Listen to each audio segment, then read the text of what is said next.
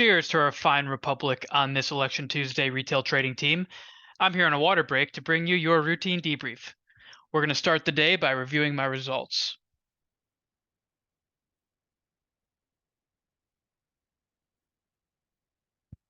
Okay, so I had great luck today.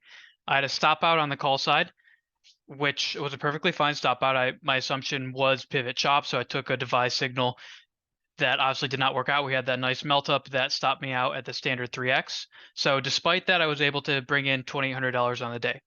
So fortunately, the short put side of that closed right before the drop, and I was pretty much max allocation, or at least maximum allocation I'm willing to put on for those short futures. Just based on what we were seeing in the tape, we had a really nice signal, and that combined with the volatility divergence, the low volume of the melt up itself, gave me strong conviction, and I was able to recoup the loss from the short call stop out via futures. And besides that, later in the day, I just kind of scalped around, didn't really make any money. But I did put on an interesting position for tomorrow.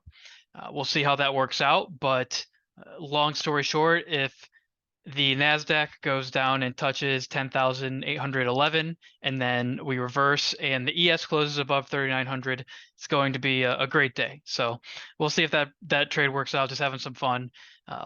Gotta play the election volatility when it's potentially there, and we'll review that tomorrow. So looking at the tradable 0DT landscape tonight, it's just going to be very volatile, very chaotic. I don't think there's really any way to predict short scalps or those mini little plays. I think we got to give it some space. We got to look at the key areas, and just to emphasize what those are. So I want to draw your attention first to that 3,800 area. So if you look at the 4-hour chart here, you can see that so if you look at the volume profiles at the bottom of the blue there with the red horizontal, that area is super important. That's going to be pretty much near our prior day low. So today's low, it's somewhere in the 39 or 3792-ish, somewhere around there. But really that 3,800 area, what's going to happen at the bottom of value? If we lose that, and we know we lose it, obviously by speed and aggression through it, I think we're back to that 3760 area, that white horizontal. That's the October value area low. I think excuse me, that's a October value area high. I think that's our next stop. Then we pop through that and we're down to that 3690 area. I think if we lose that value area high for October, I think we're going to go into and test that POC, and perhaps we break there, perhaps another false break and we go higher. But those are really the two important areas I'm looking at on the downside. On the upside, I think we break the prior day high, we're going to go higher. And how much higher? Well, I think there's room to run above 3,900. I like this 3,900 to 3,916 area. I think we might reverse near the top of that area, but that's what happens if we go higher. So we'll see. Again, we'll review tomorrow.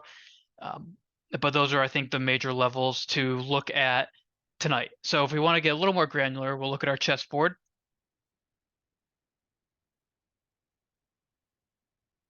Okay.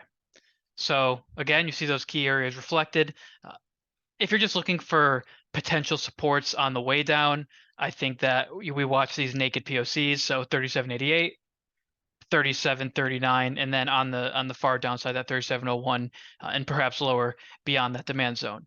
So to the upside, obviously, we really have plenty of space. If we can break above this prior day high, I think we can move through pretty quickly through at least up to the 3,900 area of the zone, perhaps near this value area high. Like I said, is about between 3,910 and 3,915 area. And then obviously beyond that, we have 3,957 to contend with. It's election. We can have some big moves, so we'll see. Those are the targets that I'm watching.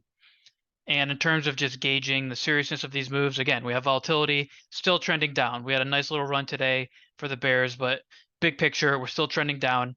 The dominant range, I think, is this 2590 area, this 2640 area, where volatility is relative to those is going to be just important immediately. And then if you want to look bigger picture, obviously we have the bottom of the channel and top of the channel. So again, we want to take a wide view going into tomorrow.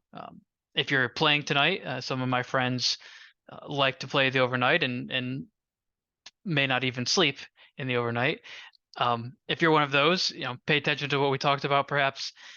But if you're just looking toward tomorrow, we watch all those different levels and we see how price reacts. Could be volatile, but at the end of the day, it's what happens during the regular trading hours that matters. So that's all I have for you today. So please visit the engagement links in the bio if you haven't already. You can find the playbooks and other ways to engage there. Obviously, you can comment on this video and I will respond. Twitter and the newsletter are the other dominant outlets. So yeah, I'm pretty tired. It's been a fun day already, so I have the plan for tomorrow. I was planning on playing a long drinking game tonight, but I think I'm gonna probably turn in at normal times like a good 30-year-old. So besides that, we'll meet again after all of the chaos plays out. Until then, stay classy.